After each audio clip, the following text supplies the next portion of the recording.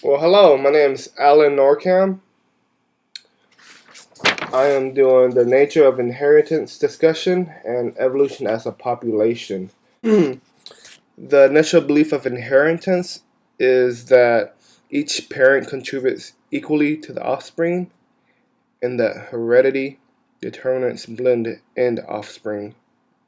Alright, so they used an experiment where they had a red male flower and a white female flower. And then they had a white male flower and a red female flower. After the experiment was done, they verified that each parent contributes equally to the offspring. Another idea is that when you mix a red and blue flower, it would yield out a purple flower. And that the purple flower would not go back to being either red or blue, but stay purple forever.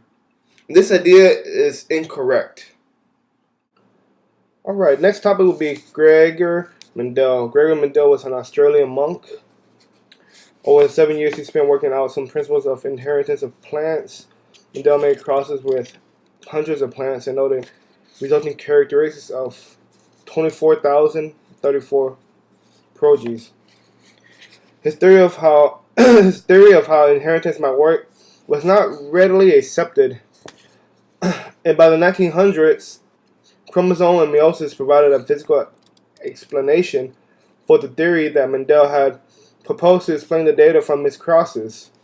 Mendel was able to achieve his remarkable insights before the discovery of genes and meiosis, largely due to his experimental methods that was influenced through physics, mathematics, chemistry, and biology. And this is a picture of him and this monastery where he stayed at, where he did his work. Right there. He goes right there.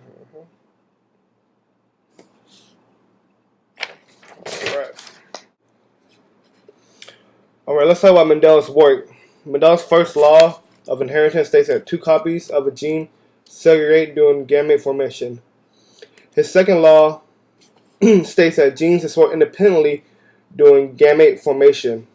The frequencies in which different allele combinations will be expressed in offspring can be calculated with a Punnett square or using probability theory. A Punnett square in probability theory will look somewhat like this.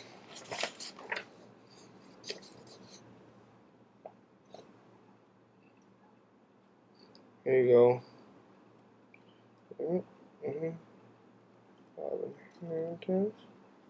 Okay.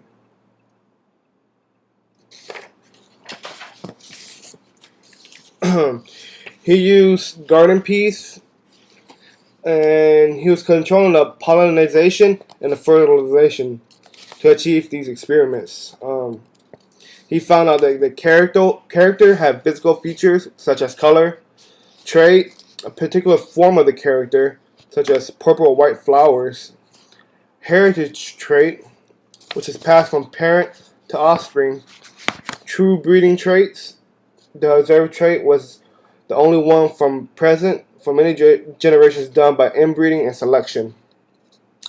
Crosses involve parent generation P, first initial or first filial generation F1, second filial generation F2. He got a P, F1, F2. Then he had monohybrid cross. Mendel crossed one trait in the P. F1 are monohybrids, and then F2 self-pollinated monohybrids. This experiment rejected the first initial belief that heredity determines blending offspring. The whole, when it comes red plus white equals red plus blue equals purple, the idea was rejected that you lose your red and blue forever through this experiment. And then he did a dihybrid cross, which is a double identical heterozygotes, which is also shown in the Punnett square. That's why the Punnett square has 16 and some have 4. Like so, 16 right there. You get your 4 right here. Alright. Particulate theory. Particles that occur in pairs segregate from one another during the formation of gametes. Diploids. 2 copies of each gene. Haploid. 1 copy of a gene. Totality of genes are genomes. Different forms of genes are alleles. Or alleles. Alleles, yes. 2 of the same allele is homozygous. 2 different alleles is heterozygous. Punnett squares provide all possible combinations of gametes via the Punnett square, which I will show you one more time. Bam.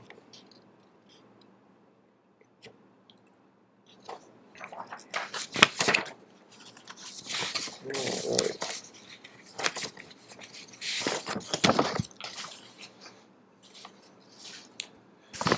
And I do have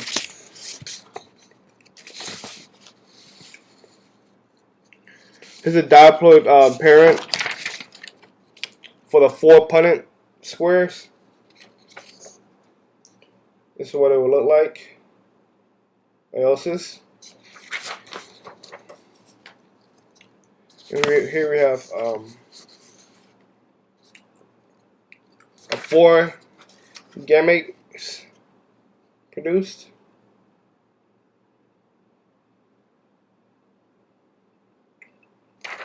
Alright. So that's a very brief discussion about Mendele's work and who he is and where he came from. There's definitely more detail about it, but this is a brief, very brief discussion. Evolution as a population phenomenon. Evolution is a change in the gene pool of a population or in the allele frequency present in a population. Let me repeat that. Evolution is any change in the gene pool of a population or in the allele frequency present in a population. Okay, that's the definition of evolution. Factors that increases population phenomenon, the evolution of population phenomenon, will be mutation. Mutation, spontaneous heritage changes in genes are the origin of new genetic capabilities. Phenotypic mutations are usually harmful for the organism. DNA sequence is damaged from ultraviolet light, radiation, or chemicals. DNA polymerase makes a mistake in the DNA sequence during DNA replication, which causes mutation. All right. Another factor would be migration, the movement of subpopulations among large population. And then another one would be natural selection. It's the results from the ability of organisms to survive and reproduce in their own environments. Organisms become better adapted to their environment. This is also known as a cliche as survival of the fittest. And then we have random genetic drift, indirect change in allele frequency that happens by chance. So evolution as a population phenomenon. You got mutation, migration, natural selection, and random genetic drift. Alright. And that is my topics. Thank you for your time. My name is Alan Norcom, signing off.